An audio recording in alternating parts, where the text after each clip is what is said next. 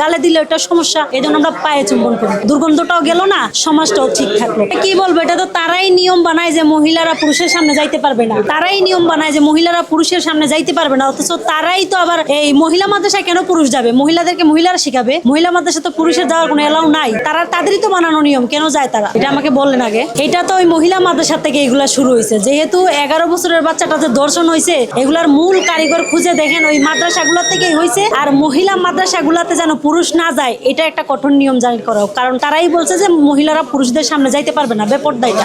এই জন্য এটা বন্ধ করা হোক। আমরা যদি ভণ্ডামি করি, আমরা যদি অশ্লীলতা করি, আমাদেরকে হাতে নাতে প্রমাণ দেখ, আমরা আর করবো না। আমরা তো বারবার বলতেছি, আমরা যেটা করতেছি এটা যদি অশ্লীলতা হয়, ভণ্ডামি হয়, তাদের মতো যদি নোংরামি করি আমরা, তাহলে আমরা আর এটা করবো না। আমাদেরকে প্রমাণ দেওয়া, আমরা এগুলা কোনো অশ্লীলতা না, কোনো ভণ্ডামি না, এগুলো হচ্ছে এই বাংলাদেশে, এই ভারতবর্ষে কোনো নবী আসে নাই, রাসূল আসে নাই। ওলি আল্লাহর নিয়ম আমরা পালন করতেছি। ওলি আল্লাহকে ভালোবাসা, ওলি আল্লাহকে সম্মান করা, ওলি আল্লাহর পায়ে কদমে ভক্তি করা, কদমে চুম্বন করা, ওলি আল্লাহর মাজার জিয়ারত করা, এগুলো হচ্ছে ওলি আল্লাহর নিয়ম। এই দেশে যারা ইসলাম আনছে তাদেরকে আমরা সম্মান করি। এটা এখানে কোনো অশ্লীলতা হয় না, সোজা কথা। বর্তমান যে মাদ্রাসাগুলো আছে, যে মাদ্রাসাগুলোতে বলৎকারী চলতেছে, যে মাদ্রাসাগুলোতে মহিলা মাদ্রাসাগুলো পুরুষগুলা যাতায়াত করতেছে, এইভাবে নারীদেরকে দর্শন করতেছে, এগুলো বন্ধ করে দেওয়া হোক। যেভাবে মাজারগুলা ভেঙে ফেলছে তারা, তাই এইভাবে জানি মাদ্রাসাগুলোর বিরুদ্ধে আমরা কঠোর আইন জারি চাই সরকারের কাছে। এটা আবেদন আর কি। মাদ্রাসা এটা অনেকে বলতেছে, যারা বুঝতেছে না তারা বলতেছে পীরের পায়ে কেন সেজদা করবো? দেখেন আমাদের অনেকের মুখে দুর্গন্ধ থাকে, ওই দুর্গন্ধ থাকার কারণে আমরা তো নর্মালি বাচ্চাদেরকে আদর করলে কি করি? গালে চুমু দেই, কপালে চুমু দেই।